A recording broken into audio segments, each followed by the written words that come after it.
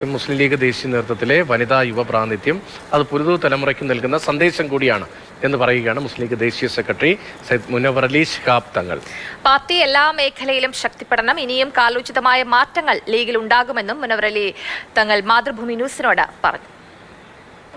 മുസ്ലിം youth ലീഗിൻ്റെ പ്രതിനിധി നിലക്ക് ഇന്ന് മുസ്ലിം ലീഗിൻ്റെ ദേശീയ സെക്രട്ടറിയായി തിരഞ്ഞെടുത്തതിൽ അത് വലിയ ഉത്തരവാദിത്തമായി ഞാൻ കാണുകയാണ്. അതുപോലെ തന്നെ മുസ്ലിം യൂത്ത് ലീഗിൻ്റെ ദേശീയ പ്രസിഡന്റും സെക്രട്ടറിയും പുതിയ അസിസ്റ്റന്റ് സെക്രട്ടറിമാരായി വന്നിട്ടുണ്ട്.